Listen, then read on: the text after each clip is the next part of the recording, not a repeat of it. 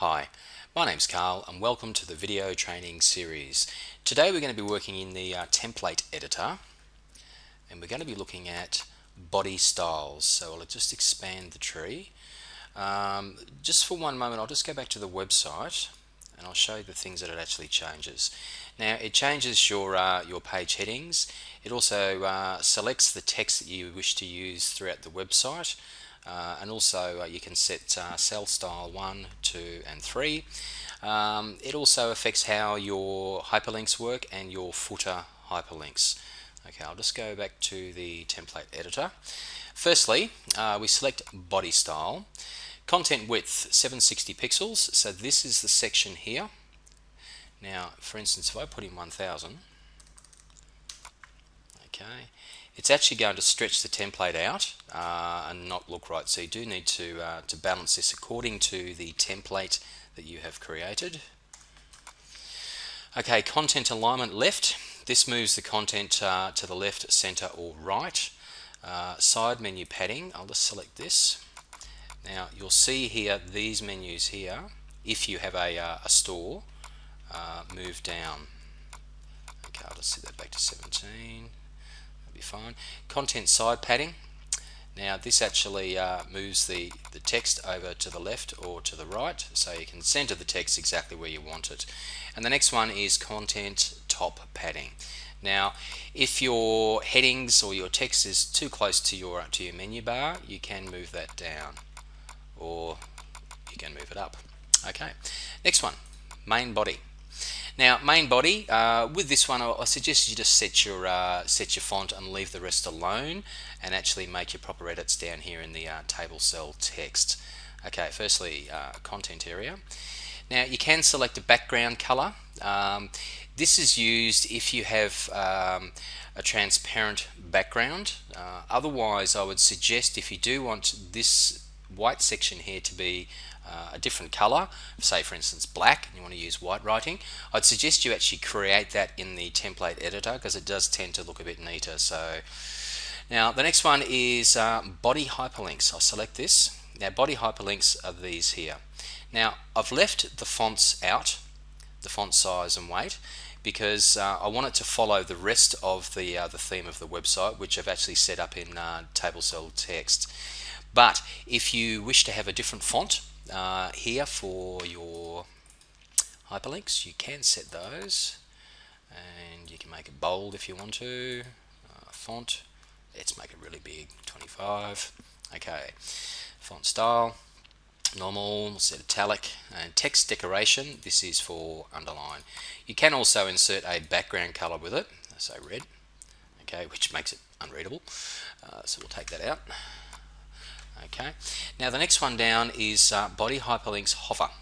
Now what this is when you hover over the hyperlink, okay, it changes the color, and you can also override the font. But you see here the font didn't change, because what it's doing, it's following the font and everything else from that. But you can override it and make it a different font if you wish. Okay, I'm just going to change this one back. Delete that.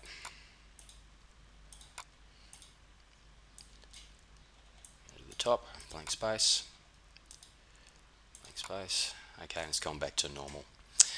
Okay, the next one is your footer hyperlinks. Just go down the page. Footer hyperlinks are these here.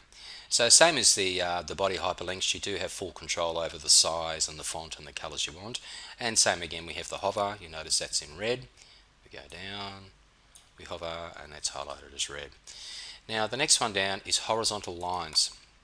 Okay, that's these lines here going across the page, horizontally of course. Okay, now the reason why we have two colors here is that make sure that it's compatible with all of your browsers. So for instance, if you did want to go for a black line, you would select black, and you'd also select black here as well. Okay, so whatever you set here, set as the background color. H1 headings, these are vitally important for search engines, as we've discussed, and this is how you set the look and feel. This is quite a simple one. We've just got it set as Arial, normal font weight, 30 pixels, font style normal, background none, and colors. and we've got no margins or paddings. If I go down to heading 2, okay, we'll see this one actually has a box around it. That's because we've put the background color in here. So you can do this whether it's a H1 all the way through to H6. Now we have another section here called borders. If I just scroll down on those, okay, we have a ridge effect, which is a slightly 3D effect. A little bit hard to pick up on the video, but you can play with this. Okay, and also we have, you can center justify the heading, or you can right justify. So yeah, there's quite a few different options you can actually make there for the look and feel of your H1s through to H6 headings. And these here are your heading selections, so you can go all the way through. Now the next one is table cell text. This is probably the most important one to make your fonts for your text. Be consistent. Now you can override this in the content editor, and I'll give you an example of that in a moment. So we've set the font here. We've just got a normal style font, font weight normal, and we've made it a grey colour. Now if I was to, for instance, make that a red colour and then select File, Synchronize Template, and then go through and synchronize your content, all your font would then change to red. Okay, just go to a darker colour, that's better. Okay, now this one here, table cell, cell style 1, 2 and 3. Okay, this one here you can see that we've got a Verdana font, and it's in bold and it's italic, and we have no borders. The next one down, sorry, just one moment, we do have a background color set of the dark blue.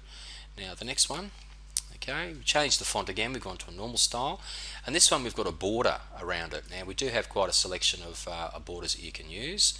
And then the third one, we've chosen Courier New in bold with no borders. Okay, next one, table cell pictures.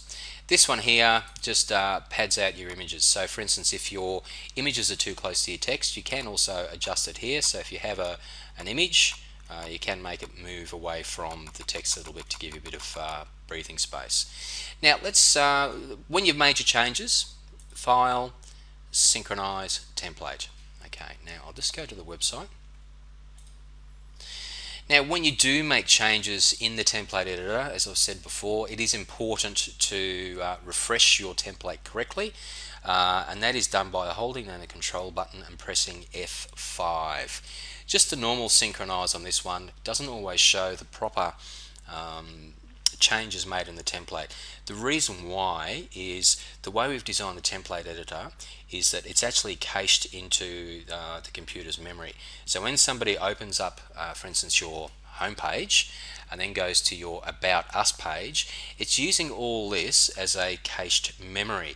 That makes it faster for the web, because otherwise if it did a complete refresh every single time, it means it has to load everything that you have in the template. Being cached makes your website faster, but you do need to hold Control and press F5 to refresh your template properly. Now we're looking here, we're looking at the H1 heading, okay, which is a standard font. The next one down was the H2, which had the background color, and that's the effect you get there. Now you notice here, this font here is actually larger than the rest of the font that we've set. If I go to the Content Manager, okay, I'll double click on that. What I've done here is, if I highlight that, you can see that I've actually turned that into a Times New Roman 20 points.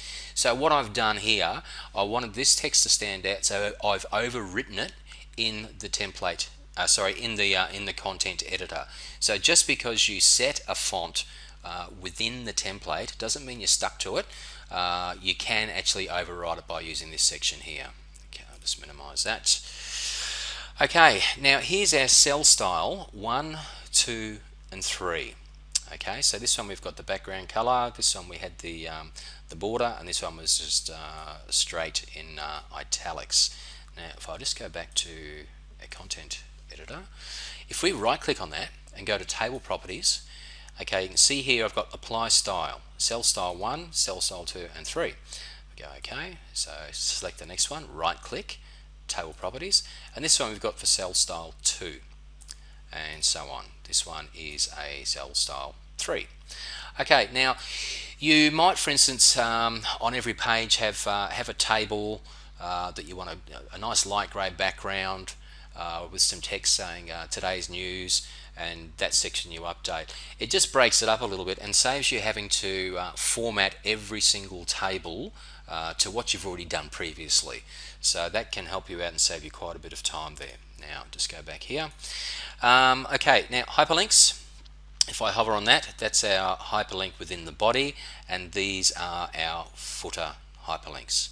Okay, so you do have full control over that.